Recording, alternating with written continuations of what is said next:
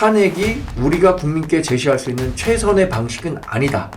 국민의힘이 지금이라도 정신을 차려야 된다라고 생각합니다.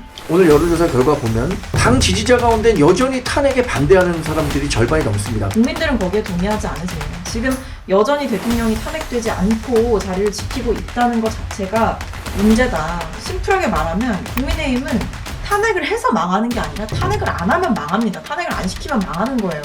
다음에 있을 표결에서 우리 당이 당론으로 부결시킬 것이다. 그럴 가능성은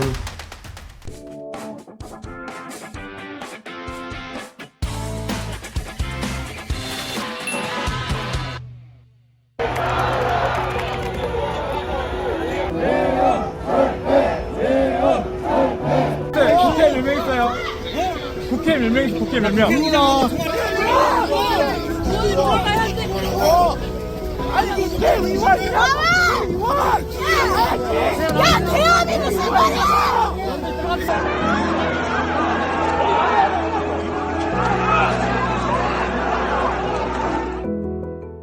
내산을 바꾼 정치뉴스 머니투데이 더삼백의 고품격 정치지석 콘텐츠 터치다운 시간입니다. 참으로 긴박했던 한 주였습니다. 윤석열 대통령의 갑작스런 비상계엄 선언, 대통령 탄핵안 발의, 폐기 등이 속도감 있게 전개되며 전국의 혼란이 가중되는 모습입니다. 정광재 국민의힘 대변인, 박성민 더불어민주당 전 최고위원 모시고 급변하는 정치 상황 들어봅니다. 두 분 안녕하십니까? 네. 안녕하십니까. 일단 국민의힘 의원들의 불참으로 7일 탄핵안 표결이 불성립으로 폐기됐습니다. 두 분 모두 하실 말씀 많으실 것 같은데 박성민 최고위원 또 어떻게 보셨는지 궁금하거든요. 일단 국민의힘이 왜 이런 결정을 했는지 도저히 납득이 안 되거든요. 왜냐면 그날 이제 비상계엄이 선포되고 그 위헌적이고 불법적인 비상계엄을 선포하고 대통령이 군경을 투입해서 국회의 권능을 사실상 침탈하려 했고 무력화시키려고 했습니다. 그런 상황이 너무나 자명했고 명백했고 모든 것이 다 증거로 남아있는데도 불구하고 이 내란 숙의 윤석열을 지키려고 단체로 퇴장해서 애초에 이 탄핵소추안 관련한 표결 자체가 불가능하게 만들었다라는 거는 국민의힘이 사실상 공범을 자처한 것이고 대통령을 지킨 거라고 봐요. 말로는 이제 대통령에 대한 직무배제 뭐 이런 이야기들을 했지만 결과적으로는 대통령에 대한 정치적 심판을 하지 못하게 만들지 않았습니까? 그래서 저는 이 국민의힘이 대통령과 함께 심판을 받을 것이다 라는 확신이 섰고 그런 의미에서 저희가 곧 재표결을 추진을 할 텐데 이 탄핵소추안을 다시 표결을 추진할 텐데 그때에는 국민의힘도 더 이상 반대를 할 수 없을 것이다. 그리고 만약에 계속해서 반대를 한다라고 한다면 정말 역사 앞에 죄를 짓는 것이다 라는 생각을 좀 하셔야 될 것 같습니다. 결과적으로 보면 한동훈 대표와 대통령 사이에 모종의 어떤 정치적 거래가 있었던 게 아닌가 싶을 만큼 이것은 정치적 야합이 아니고서야 이 탄핵소추안의 표결 자체에 불참하는 방향으로 이 내란 범죄를 저지른 대통령을 지킨다는 것은 헌법기관인 국회의원으로서 해서는 안 되는 일이었다라는 말씀 드리겠습니다. 대변인께서는 좀 어떻게 보셨는지 네. 궁금합니다. 상당히 참담하게 봤습니다.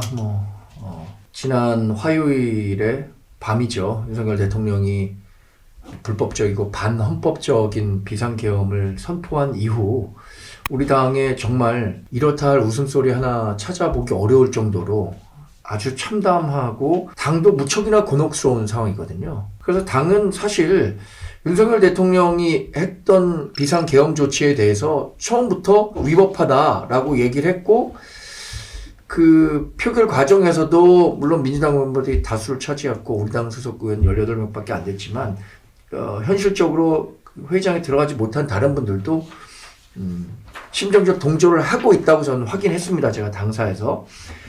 그럼에도 불구하고 지난 토요일에 있었던 표결에서 탄핵안에 부결을 할 수밖에 없었던 것은 집권 여당이 갖고 있는 국정에 대한 무한 책임 또 민주당은 그렇지 않다고 주장하겠지만 탄핵이 가져올 수 있는 국론 분열과 사회적 갈등, 뭐 이념적 대립 이런 것들이 우리 사회의 불확실성을 확대할 수밖에 없기 때문에 지금 탄핵이 우리가 국민께 제시할 수 있는 최선의 방식은 아니다 라는 점 때문에 부결을 했다고 생각하고 그게 당론으로 모아졌습니다. 한동훈 대표가 얘기하는 수습책이 국민들로부터 조금이라도 수긍하고 납득 받을 수 있다면 그것이 더 탄핵보다 좋은 방식이 될 것이라고 우리 당은 생각하기 때문에 당장 탄핵에 찬성할 수는 없었다. 이런 말씀을 드립니다. 그럼에도 불구하고 거듭 보수정당의 마지막 대통령이 박근혜 대통령이었고 다음 대통령이 윤석열 대통령인데 연속해서 두 사람 모두 한 분은 탄핵이 실제됐고 이런 위기에 놓였다는 점은 정말 안타깝고 죄송스럽게 생각합니다. 뭐 방금 말씀하신 부분의 연장선이겠지만 탄핵안이 이제 폐기된 후에 직후에 어제였죠. 그 일요일에 한덕수 국무총리와 한동훈 이제 국민의힘 대표가 질서 있는 퇴진론을 꺼내면서 이제 기자회견을 가졌는데 야권은 물론 이제 반발을 했어요. 우리 뭐 국민의힘이 탄핵을 선택했다면 법적 절차에 따라 프로세스가 진행됐을 거고 오히려 더 안정화되지 않겠냐 뭐 이런 입장을 보였는데 우원식 국회의장도 오후에 위헌적 발상이라는 입장을 내놨습니다. 현재까지 보면은 그 좀 뭐 이런 뭐 한동훈 대표의 선택에 대해서 여당 내에서도 자본이 좀 있는 것 같은데 네, 어떻게 좀 보시나요? 저는 정치인은 결국에는 매일매일 선택의 순간을 살고 있다고 생각하거든요. 그 선택에 대해서 결국에는 주권자인 국민과 유권자로부터 평가를 받게 된다고 생각합니다. 한동훈 대표가 지금 내놓고 있는 수습책들이 당장 국민들로부터 또는 지금 무조건 탄핵을 주장하는 민주당 지지자들로부터 공감받을 수 없다는 것은 알지만 그럼에도 불구하고 여당 대표로서 지금 국정에 혼란이 더 있어서는 안 된다. 그리고 이게 한동훈 대표가 그런 권한을 갖고 있느냐? 저는 당연히 법적으로는 그런 권한이 없죠. 그러나 지금 대통령이 직무를 정상적으로 수행할 수 없는 사고 상태라는 점을 감안한다면 한덕수 국무총리가 대통령직에 대한 직무 수행을 대신하게 될 거고 그렇게 된다면 여당 대표로서 한덕수 총리와 국정과 관련해서 긴밀한 협의를 하는 것은 충분히 가능한 일이거든요. 그런 긴밀한 협의를 하겠다는 것이지 국정을 본인이 챙기겠다는 건 아니죠. 그러니까 국정이 원활히 돌아갈 수 있도록 여당 대표로서의 책임을 다하겠다는 말씀을 했다고 생각하고요. 앞으로 이 정치적 혼란을 수습할 로드맵들이 나올 겁니다. 물론 지금 월요일 현재 그런 로드맵이 나오진 않았죠. 그러나 조속한 시기에 그 로드맵을 발표해서 국민들로부터 그게 더 좋은 대안이 될 수 있다라는 판단을 받을 수 있도록 국민들 설득해 가야죠. 일단 저는 질서 있는 퇴진 이 말은 진짜 헛소리라고 생각합니다. 뭐 질서 있는 퇴진이라는 말은 되게 그럴듯해 보이지만 사실 국민의 뜻은 즉각 퇴진이거든요. 그리고 한 가지 더 말씀드리고 싶은 건 지금 상황은 보통 상황이 아니지 않습니까? 계엄을 이제 반헌법적이고 불법적이라고 국민의힘에서도 인정을 했고 이제 내란죄에 해당하는 그런 사태를 일으켜 놓고 이런 대통령이 여전히 대통령이거든요. 우리가 지금 이 촬영을 하고 있는 이 시점까지 윤석열 대통령은 여전히 우리나라의 대통령입니다. 그렇기 때문에 이런 사태를 지속해 가겠다는 것인지 묻지 않을 수가 없고 그리고 사실은 뭐 한덕수 국무총리랑 여당 대표가 이렇게 둘이서 마치 이제 남은 어떤 국정을 책임지고 이끌어 가겠다라는 식의 메시지를 발표하는 것도 저는 반헌법적인 발상이라고 봐요. 대통령의 반헌법적인 계엄 선포에 이어서 2차로 이 한동훈 대표와 한덕수 국무총리가 반헌법적인 발상을 통해서 이른바 권력 나눠먹기를 하고 있다고 봅니다. 누가 그럴 권한을 줬죠? 누가 한동훈 대표에게 그리고 누가 한덕수 총리에게 이 뒷일을 수습하라라고 얘기를 했습니까? 지금 한덕수 총리 같은 경우에는 그 계엄이 불법적이라는 것을 알면서도 국무회의를 거치라는 어떤 과정에서의 건의를 한 것 아니냐. 그리고 사실상 방조한 것 아니냐 또는 동조한 것 아니냐. 그러니까 내란죄의 공범으로 보고 있는 상황이기 때문에 한덕수 총리가 이 사태를 수습한다라는 것도 맞지가 않고 이분도 수사받아야 돼요. 피의자로. 그리고 한동훈 대표 같은 경우에도 한동훈 대표가 왜 이것을 이제 책임을 지고 수습을 하는 거죠? 그리고 대통령은 왜 우리 당이라는 표현을 쓰면서 여당에게 모든 것을 일임하겠다라고 합니까? 그러니까 지금의 상황은 반헌법적이고 이 불법적인 계엄, 그다음에 내란죄 이런 것들을 다 책임을 물어서 대통령이 정치적인 책임과 법적인 책임을 동시에 지고 자리에서 즉각적으로 내려오는 게 맞는 것이지 이 여당에서 말하는 어떤 뭐 질서 있는 퇴진 이런 것들은 사실 여당을 위한 논리인 거예요. 여당이 시간을 벌고 싶다라는 말을 돌려서 하고 있는 거라고 생각합니다. 사실 저는 진짜 묻고 싶은 게 이런 사태, 그러니까 정말 국회로 군경이 침투해서 707 부대가 들어와서 국회의원들 잡아가려고 하고 본회의 무력화시키려고 했던 그러나 미수에 그쳤긴 하지만 그럼에도 그런 죄를 저지른 대통령에 대해서 탄핵을 안 하면 언제 탄핵을 합니까? 그러니까 저는 지금 이 상황은 말이 되지 않는다. 그러니까 여전히 대통령직을 윤석열 대통령이 유지를 하고 있으며 심지어는 인사권까지 행사를 하고 있어요. 계엄하고 나서 실패로 끝난 그 이후의 과정들을 보면 직무배제 이런 이야기를 하시는데요. 여전히 대통령은 인사권을 행사했습니다. 진실화해위원장 임명했고 국정원 1차장 후임 임명했고요. 이상민 행정안전부 장관만 콕 찍어가지고 그 사표를 수리했습니다. 그러니까 이 모든 것들이 대통령의 인사권이 여전히 행사가 되고 있다는 것이고 더 중요한 것은 이 군 통수권이지 않습니까? 이 부분에 대해서 국방부가 오늘 여전히 군 통수권은 대통령에게 있다라고 얘기를 했어요. 그러니까 이게 지금 질서 있는 퇴진이라고 얘기하는 게 오히려 지금 우리 사회의 무질서를 더 초래하고 있다. 이 부분을 짚어야 합니다. 일단 그 녹화일은 이제 오늘이 9일인데요. 9일 이제 오전에 리얼미터 여론조사를 보면 국민의힘 지지율 전주보다 6.1%포인트 빠진 26.2%로 집계됐습니다. 이게 지금 보면은 6일 탄핵안 이전까지의 이제 뭐 그 지지율을 좀 조사한 건데 5, 6일까지죠. 그러니까 대통령 계엄 선포만 반영된 지지율이 이 정도인데 이게 오는 14일 재표결에 큰 영향을 끼치지 않을지 국민의힘 내부에서는 동요가 있지 않을지 대변인 어떻게 생각하십니까? 우선 윤석열 대통령에 대한 법적, 정치적 책임은 당연히 물어야 한다고 생각합니다. 윤석열 대통령 본인도 그런 얘기를 했고 우리 당도 그런 입장을 명확히 밝히고 있습니다. 윤석열 대통령이 이게 뭐 내란죄인지 이 부분에 대해서는 뭐 사법적 판단을 기다리고 있겠죠. 뭐 일부 내란죄까지 되지 않는다라고 의견을 제시하는 사람도 있으니까. 그러나 그런 법적 책임 뭐 계속 진행돼야 한다고 보고요.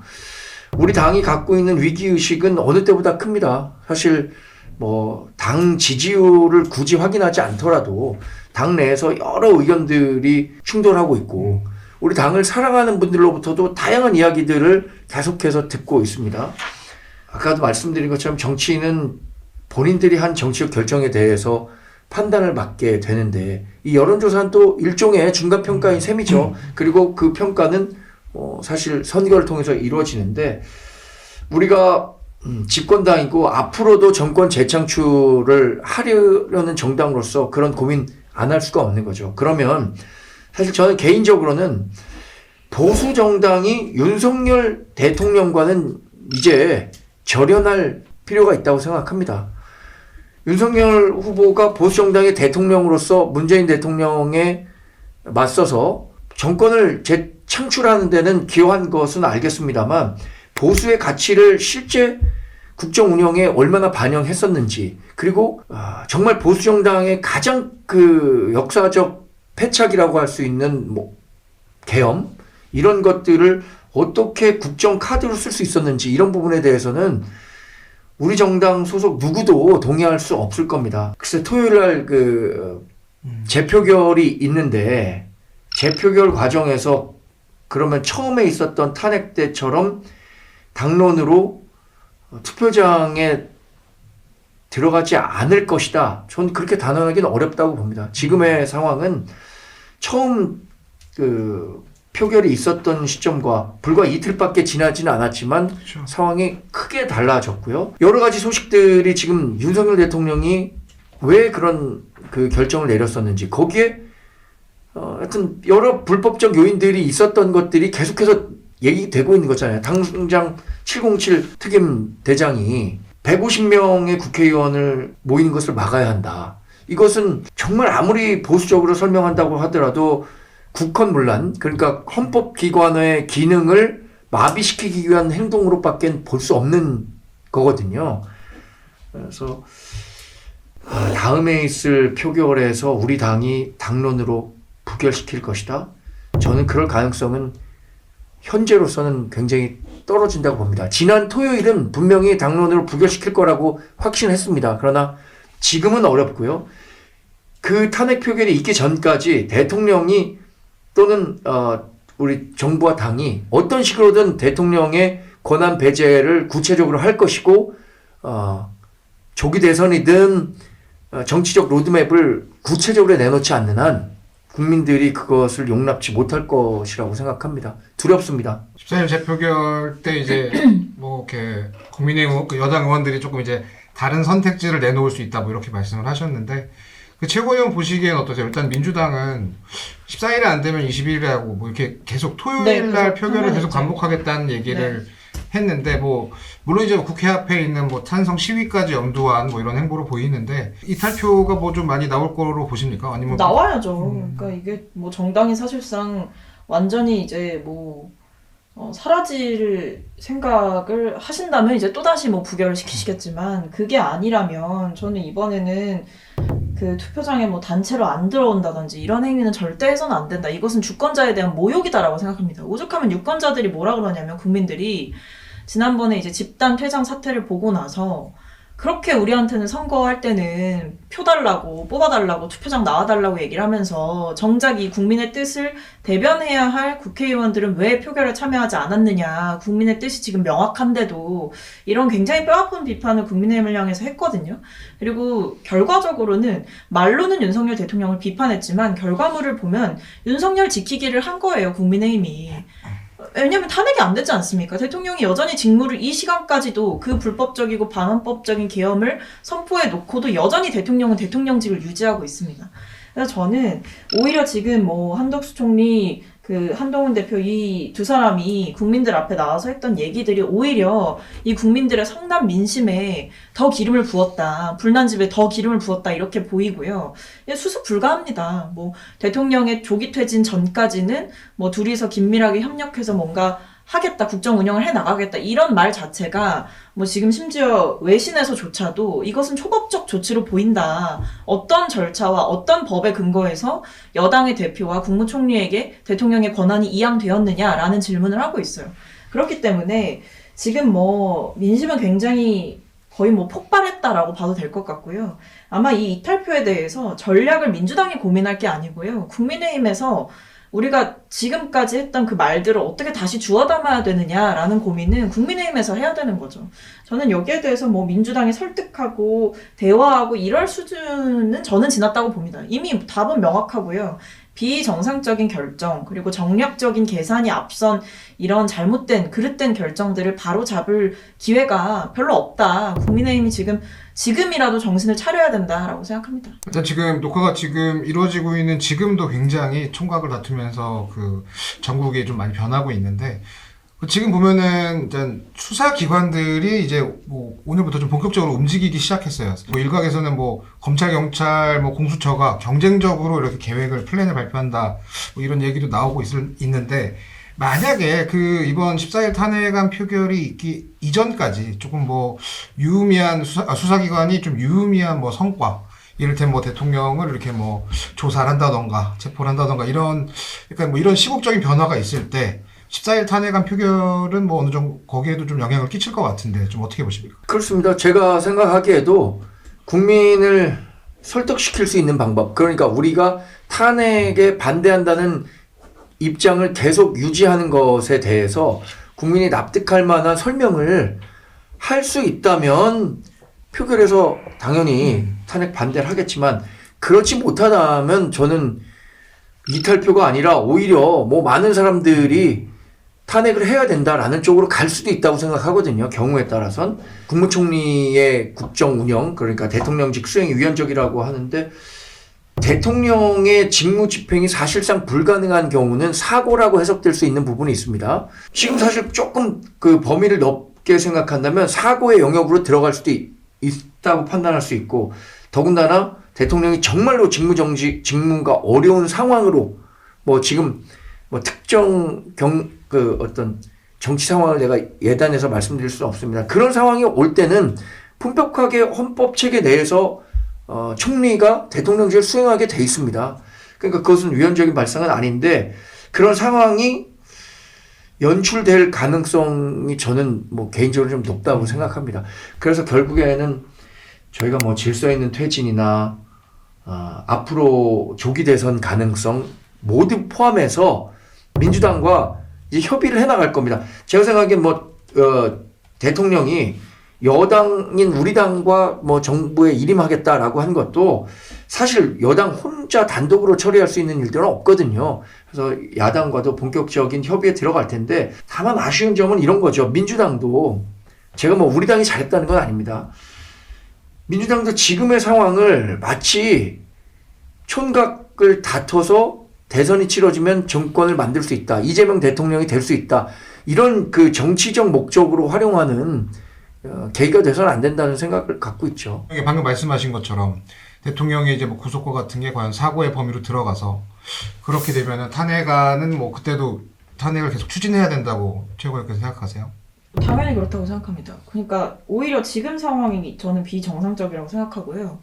그러니까 뭐 지금 사실상 사고 아니야. 그러니까 사실상 뭐 대통령이 직무를 정상적으로 수행할 수 없지 않느냐라고 하는데 그럼에도 대통령은 여전히 대통령직을 유지를 하고 있다는 게 팩트입니다. 그러니까 대통령에게 있는 권한이 지금 어떤 뭐 법적인 절차 안에서 누구에게도 이양된 바가 없어요. 냉정하게 말하면. 그러니까 정치적으로 사망 상태인 건 확실하죠. 근데 법적으로 그가 권한을 갖고 있다라는 게 문제입니다. 그러니까 지금 우리가 본 거는 계엄은 뭐 합법적이고 절차에 따라서 절차 잘 지켜가지고 명분이 있어서 추진을 했습니까? 비정상적인 결정을 이미 대통령이 계엄을 통해서 보여줬어요. 그러니까 대통령은 또다시 그런 결정을 할 수 있는 사람이고 그렇기 때문에 즉시 조속한 이 직무로부터 완전한 정지가 필요하다. 근데 지금 우리 법상으로는 당연히 이 대통령의 즉각적인 직무 정지를 할 수 있는 방법은 두 가지밖에 없습니다. 첫 번째, 본인이 자진해서 하야하는 거, 자리에서 내려오는 거죠. 두 번째, 탄핵하는 겁니다. 탄핵해서 직무정지가 되는 거 외에는 이 두 가지 제가 앞서 말씀드린 방법 외에는 없어요. 그러니까 대통령의 직무는 여전히 이어지고 있는 거고 그렇기 때문에 민주당 입장에서는 내란 상태가 지속되고 있는 것이다 라고 보는 겁니다. 그래서 지금 뭐 만약에 뭐 대통령이 구속되면 그러면 뭐 탄핵을 안 해도 괜찮지 않냐 이렇게 하시는데 이것도 좀 달리 볼 필요가 있는 게 일단 첫 번째로 대통령이 정말 국회를 진압하려고 하고 헌법기관인 선관위에 계엄군을 300명 가량 보내가지고 무장시킨 그 군인들을 보내가지고 헌법기관을 그렇게 침탈하려고 했던 그런 이 모든 일들을 보면서 조속한 당연히 즉각적인 직무정지가 필요하지 않느냐라는 질문을 다시 드릴 수밖에 없고 그리고 두 번째로는 정치적으로 할 수 있는 수단 우리가 국회에서 여야가 반드시 할 수 있는 수단이 있는데도 불구하고 탄핵이라는 수단이 있는데도 불구하고 그것이 아니라 어떤 수사기관의 판단을 기다려보자. 수사기관의 손에 또다시 우리의 정치적인 운명을 또다시 맡기는 것 자체가 과연 맞느냐라는 질문이 드는 거죠. 그래서 지금 보면 탄핵만은 절대 안 된다. 뭐 박근혜 전 대통령 탄핵하고 나서 뭐 굉장히 힘들지 않았느냐. 이거는 냉정하게 말씀드리면 그건 여당 사정이고요. 그건 국민의힘 사정입니다. 국민들은 거기에 동의하지 않으세요. 지금 여전히 대통령이 탄핵되지 않고 자리를 지키고 있다는 것 자체가 문제다. 그렇기 때문에 탄핵 또는 자진하야 이거 말고는 없죠. 자진하야 얘기가 나와서 말씀인데 이제 하야라는 것도 사실 헌법에는 있는 내용은 아니에요. 그러나 하야를 통해서 대통령의 직무를 안 하겠다라는 적극적 의사 표현이 있으면 가능한 영역인데 현재 논의되고 있는 카드 가운데 하나도 윤석열 대통령이 탄핵이 이렇게 다시 투표에 올려져서 되는 것보다는 하야가 훨씬 더 질서 있는 퇴진에 가까운 수순이다라고 이야기하는 당내 의원들이 조금씩 나오고 있는 것 같습니다. 우리 이승만 전 대통령이 하야를 통해서 자신의 정치적 실패에 대한 책임을 한번 진 적이 있고요. 박근혜 전 대통령도 탄핵 시점에 맞춰서 사실 하야와 같은 정치적 카드가 거론됐지만 그렇지 않고 탄핵 재판이 이루어져서 탄핵이 이루어졌었는데 그런 부분에 대해서 지금 윤석열 대통령도 충분한 고민을 해야 되고요. 가능하다면 뭐 하야라는 것도 국민들의 마음을 일정 정도 좀 진정시키는 데 도움이 될 수 있는 카드라고 생각하거든요. 그것을 선택할지 안 할지는 사실 대통령의 의지겠지만 여러 분위기의 정황은 하야의 가능성도 배제할 수 없는 상황으로 가고 있다. 당내에서도 그런 의견들이 있는 거고 그렇게 되면 이제 하야가 이루어지면 오히려 탄핵 재판이 이루어지는 것보다도 훨씬 더 빠른 시기에 대선이 치러지게 됩니다. 하야 선언이 있으면 아마 60일 이내에 선거가 그쵸. 이루어지니까 그쵸. 그야말로 내년 이제 2월 예, 선거가 이루어질 수도 있는 거고 탄핵이 정상적으로 만약에 된다면 뭐 대략 한 5, 6개월 정도의 시간이 필요한 거니까 당내에서 여하튼 저희가 여러 고민을 갖고 한덕수 총리와 한동훈 대표가 이런 식으로 정치 환경을 바꿔가겠다라는 말씀을 계속해서 드릴 것 같아요. 지금 사실 당내에서도 의견을 모으고 있지만 그게 어떤 하나의 안을 만들지 못해서 지금 제시하지 못하고 있지만 조만간 나올 거라고 생각합니다. 일단 뭐 갑자기 뭐 든 생각인데 만약에 좀 탄핵을 좀 피하기 위해서라면 방금 뭐 최고위원께서도 말씀하셨지만 탄핵과 하야라는 두 가지 선택지 중에 탄핵을 피하기 위해서는 뭐 한동훈 대표나 당에서 뭐 하야를 좀 권한다거나 뭐 그 부분에 대해서 논의를 한 적이 좀 있으신가요, 대통령이랑? 제가 알지 못하는 내용입니다. 네, 그렇죠. 뭐 그런데 사실 정치가 워낙 급박하게 돌아가기 때문에 맞습니다. 예를 들어서 한동훈 대표는 아니더라도 그동안 윤석열 대통령 누구 믿고 정치했습니까? 이른바 친윤이라는 분들과 정치했었던 거 아니에요?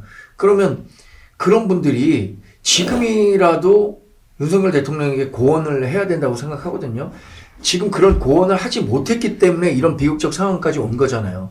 어쩌면 박근혜 전 대통령에 대한 탄핵 때보다 훨씬 더 비극적 상황으로 갈 수 있는 시나리오들이 있을 겁니다. 그렇다면 그런 정치적 비극을 막기 위해서 윤석열 대통령과 가까이 지냈던 분들이 오히려 더 책임 있게 윤석열 대통령에게 진언할 수 있는 그런 거 필요하다고 생각하는데 이번 계엄 사태에서 보듯이 대통령의 의사결정에 과연 누가 그러면 영향을 줄 수 있었는가. 지금 국무위원들도 반대했다는데 대통령이 주도적으로 계엄을 했다는 것으로 드러나고 있는 거잖아요. 정말 대단히 안타까운 일들이 뭐 이어지고 있기 때문에 저도 뭐 한치 앞을 내다보기 어려운 정치 상황이라고 생각합니다. 근데 이게 하야를 하라고 이제 민주당에서 요구를 했는데 결국에 이제 탄핵이라는 이야기가 더 나올 수밖에 없는 이유는 아마 대통령이 내려올 생각이 없는 것 같아요. 그래서 그런 겁니다. 대통령이 정말 이제 본인의 행동을 진심으로 반성하고 정말 국가에 씻을 수 없는 상처와 죄를 지었다라고 생각했다면 당장 그 입장 표명을 며칠간 또 미루지 않았습니까? 계엄하고 계엄 해제한 거 그거 얘기하고 나서는 근데 그때도 이제 본인의 당위성을 강조를 하지 않았습니까? 굉장히 좀 짧기도 짧게도 했고 그냥 마지못해 약간 뭐 국회에서 해제하라고 하니까 해제한다 이렇게 하고 들어가시고 그 뒤에 얼마간 계속 입장 표명이 없다가 탄핵안이 표결되기 직전에 사실상 뭐 굉장히 짧은 입장을 냈잖아요. 그러니까 그것도 심지어는 국민들을 향한 사과, 어떤 반성 이런 부분이 굉장히 부족했다고 보입니다. 예를 들면 계엄 그 자체에 대한 사과는 없었어요. 그리고 본인의 절박함을 이야기를 했죠. 절박해서 계엄을 했다라는 거 아니에요. 그러니까 이런 것만 봐도 뭐 그 이전에도 언론 보도를 통해서 나왔던 대통령의 입장은 일관됐습니다. 내가 뭘 그렇게 잘못했냐라는 거죠. 민주당이 잘못해서 나는 최후의 수단으로 계엄을 한 거다. 나는 그만큼 절박했다. 나는 잘못한 게 없다. 이 인식이 박혀있기 때문에 대통령은 아마 그 자진해서 내려오는 거는 아마 머릿속에도 없을 거예요. 그러니까 사태가 이만큼 더 커진 것도 있는 거고요. 그렇기 때문에 대통령의 어떤 조속한 직무정지가 아니라 즉각적인 직무정지가 필요하고 그것은 법적으로 보장된 그 절차 안에서 명백하게 대통령의 직무를 정지시킬 수 있는 방법은 탄핵소추안의 가결밖에 없습니다. 그렇기 때문에 저는 여기에 대해서 지금 어떤 이 비정상적인 대통령을 하루라도 한 시간도 그 자리에 더는 둬서는 안 된다라는 게 제 생각이고 그 대통령이 전혀 반성하지 않고 있구나라는 생각을 할 수밖에 없는 부분은 앞서 말씀드렸던 그 인사권의 행사 이런 부분도 마찬가지예요. 대통령이 정말 나는 대통령으로서 자격이 없구나라고 생각하면 그런 인사권, 임명 이런 것도 하지 말아야죠. 사실상 입장도 안 내면서 진실화해위원장을 임명하고 이런 거는 나는 그래도 직무를 수행하겠다라는 의지를 간접적으로 보여준 거예요. 아니 사실 직접적으로 보여준 거죠. 근데 초기에 계엄령 선포 이후 한 2, 3일간은 대통령이 제가 생각해도 정상적인 판단을 하지 못했다고 생각해요. 그런데 시간이 지나면서 일정 정도 자신의 정치적 결정에 대한 국민적 저항 이런 것들이 가시화되면서 이제는 그야말로 현타를 경험하고 있지 않을까 생각합니다. 대통령이 아무리 자신이 절박하다는 측면에서 뭐 계엄을 선포했다고 하더라도 이것이 내가 쓸 수 있는 카드가 아니었는데 그런 거조차 없다면 우리가 정상적이라고 판단하기 어려운 거죠. 지금 당내에서 얘기되는 질서 있는 퇴진 가운데 여러 의견 가운데 하야도 분명히 거론될 수 있을 거라고 생각되고요. 그런 그 로드맵이 나오지 않는다면 이번 주 토요일에 있는 그 탄핵 표결에서 지난번처럼 우리 당이 당론으로 그 부결시킬 수 있을까? 굉장히 의문입니다.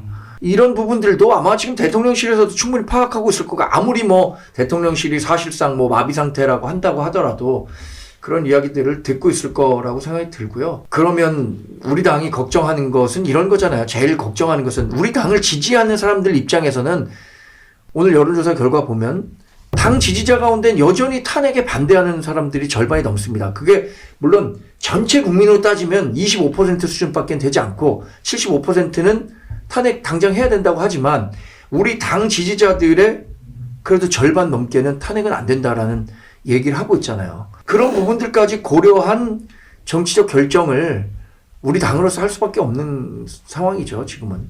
근데 그런 측면에서 본다면 대통령이 무언가 결단을 해야 되는 시점입니다. 그러니까 저는 이게 정략적인 판단보다 이제 국민들에 대한 판단을 더 우선시해야 된다라고 짚고 싶어요. 그러니까 지금 보면 국민들이 분노하는 것 중에 하나가 국회의원들이 물론 이제 정당에 소속된 정치인이고 정당인이기는 하죠. 그렇기 때문에 당론을 지켜야 될 필요성도 있죠. 하지만 이 사태에 대해서는 아니죠. 그러니까 국회의원이 결국에는 정당에 속해서 정당의 지지자들만 보고 정치를 하는 사람들이 아니라 국회의원은 헌법기관이지 않습니까? 개개인이 왜 그 중요한 입법권을 가지고 있고 왜 그 표결할 수 있는 권리가 있겠습니까? 그러니까 국민을 보고 정치하라는 거거든요. 결국에는 이 사태에서 여야가 사실은 어디 있습니까? 그리고 막말로 대통령이 군인들 국회로 보낼 때 야당 의원만 잡아가라고 보냈습니까? 여당 대표 다 잡아가라고 보낸 거잖아요. 그리고 국회의장까지도 사실상 뭐 체포하려고 했다. 이런 제보들이 있고 폭로가 있었습니다. 그러니까 대통령의 계엄 선포는 뭐 야당만 이렇게 공략하겠다, 진압하겠다 이런 의도가 있었던 게 아니라 국회 자체를 사실상 마비시키려고 했던 거예요. 그러니까 그런 의도 앞에서 어떻게 이 국민들과 시민들과 그리고 시민들의 대표자인 이 국회의원들에게 총뿌리를 겨눈 사람을 이 어떤 정치적 계산, 지지자들의 뭐 이야기, 뭐 박근혜 탄핵 트라우마 이런 것들, 이런 정치적인 계산을 근거로 탄핵을 막을 수가 있습니까? 그러니까 저는 그냥 심플하게 말하면 국민의힘은 탄핵을 해서 망하는 게 아니라 탄핵을 안 하면 망합니다. 탄핵을 안 시키면 망하는 거예요. 그러니까 이 지금 상황에서 박근혜 트라우마를 계속 얘기를 하시는 분들이 계신데 국민들은 지금 이번에 윤석열 트라우마를 얻었거든요. 그러니까 이건 사태 판단을 좀 잘하셔야 된다 이 말씀 드리겠습니다. 박근혜 전 대통령 탄핵 때 얘기해보면은 사실 시간이 흐를수록 좀 국민적 분노가 좀 커졌던 뭐 그런 기억이 있어가지고 참 이게 계엄이 선포되고 100시간 조금 넘겼을 뿐인데 참으로 많은 좀 어려운 상황들이 좀 계속 연달아 이어지는 것 같습니다. 저도 뭐 당 대변인으로서가 아니라 조금 더 말씀드리자면 지금 우리 당이나 민주당이나 3자적 관점에서 본다면 포스트 윤석열 대통령을 고민하고 있는 거잖아요. 민주당도 빨리 대선이 치러져야 이재명 대표가 대선에 나올 수 있고 그것이 정권을 가져오는데 도움이 될 수 있다고 생각하는 거고, 우리 당도 지금 당장 대선이 치러지면 절대적으로 불리한 위치에서 치를 수밖에 없기 때문에 조금 더 국민들 설득할 시간이 필요하다는 것이고, 이게 절충점을 찾는다는 게 상당히 어려울 것 같다는 생각이 들어요. 앞으로 그래서 저희가 뭐 매주 월요일 날 이 방송 할 것 같지만 앞으로의 전국에 대해서 정말 건설적인 얘기들로 대한민국이, 저는 지금 뭐 개인적으로 정말 윤석열 대통령이라는 사람을 대통령 후보로서 지지했었는데 국정 운영 과정에서는 굉장히 실망했었고, 그리고 이런 과정이 있었을 때 정말 현타가 왔었죠. 근데 이런 분들이 저뿐만 아니라 많은 분들이 있을 겁니다. 그리고 이재명 대표에 대한 평가도 다른 사람들도 각자의 의견들이 있을 거고, 하여튼 조속한 정치 질서를 회복하는 방안들이 마련돼야 될 거라고 생각합니다. 45년 만에 계엄 선포가 있었고, 근데 이번에 보면은 이전 계엄과 확연히 달랐던 것은 즉각적인 국민의 반응과 국회의 조치였다고 생각이 됩니다. 전국의 안정을 되찾을 때까지 저희 머니투데이 더300은 현장을 지키고 빠르게 보도하겠습니다. 많은 관심 부탁드리고요. 오늘 터치다운은 여기까지 진행하도록 하겠습니다. 두 분 감사합니다.